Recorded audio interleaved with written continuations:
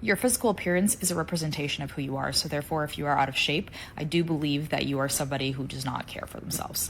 100% disagree. This is something I hear people say a lot, but I really hate this take.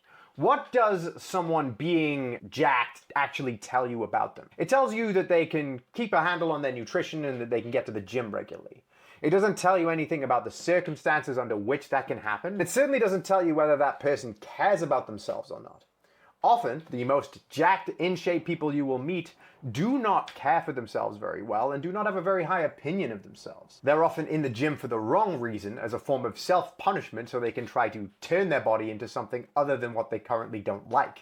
And I know that some people will find that harsh and they will find beef with that. But the truth is if you cannot care for your own vessel, how can I expect you to care for others? Now this is the part that annoys me. Not because it's harsh, but because it's wrong. I just became a dad recently, and that gives me quite direct experience to say there's an inverse relationship between the amount of time you can spend worrying about training and nutrition and the amount of time you spend caring for others. If what you were saying was true, then no one would qualify for Doctors Without Borders without a six-pack. Gandhi did a lot of cool things, but he didn't have chiseled delts, so who cares? Often the exact reason that people aren't looking after themselves is because they're busy looking after those around them.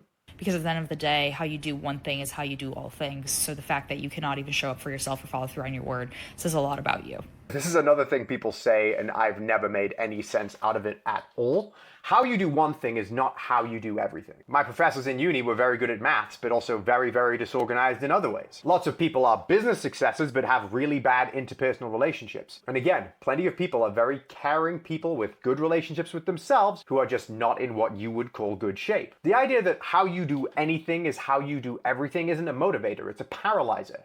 It stacks the deck so high by making the standard for what you have to do absolutely everything that you can't move forwards on one thing. It's fine to be imperfect in most things in your life, and it still means you can excel at some things, and not let people tell you shit otherwise. This kind of stuff is hard for me because my job is essentially an aesthetics coach now. I help people grow muscle and lose fat, primarily. But you have to be doing it for the right reasons. If it's because someone's made you feel bad about yourself for not being in shape, that's probably not the best reason. And if you want to do it to feel superior to other people, that's an even worse one. But if it's coming from a positive place, it can be like one of the best things in the world to do. It just has to be for the right reasons.